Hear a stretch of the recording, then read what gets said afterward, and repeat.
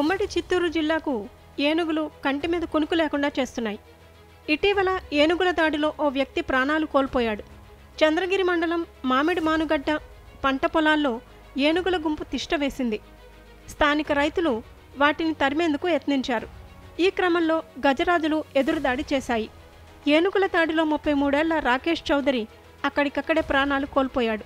ఈ ఘటన మానుగడ్డ గ్రామ పరిధిలోని పంట పొలాల్లో చోటు చేసుకుంది. గ్రామ పరిసరాల్లో పొలాల్లో తిష్టవేసిన ఏనుగుల గుంపును తరిమేందుకు రైతులతో పాటు వెళ్లాడు రాకేష్ చౌదరి.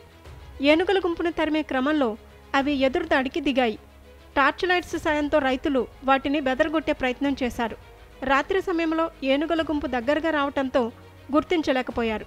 కొందరు చెట్లను ఎక్కి తప్పించుకునే ప్రయత్నం చేయగా రాకేష్ చౌదరి అందరికన్నా ముందు ఉండటంతో ఏనుగులు పగపట్టినట్లు వ్యవహరించాయి. రాకేష్ చౌదరి చేతిలో ఉన్న టార్చ్ వేసి తప్పించుకునే ప్రయత్నం చేసినా ప్రయోజనం లేకపోయింది.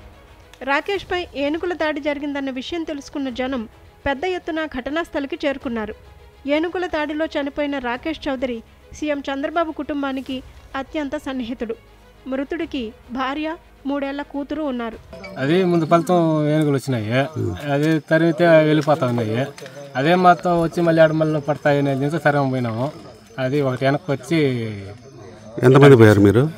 5 మంది పోయినాం.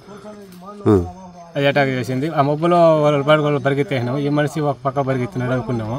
తీరా మారా చూస్తే ఫోన్ స్విచ్ ఆఫ్ వస్తూ ఉంది. మళ్ళీ తీరా మరి అందరం వచ్చి చూస్తే కొట్టేస్తాం. ఎన్ని ఏనుగులు ఉంటాయి గుంపది? 10-12 ఉంటాయి.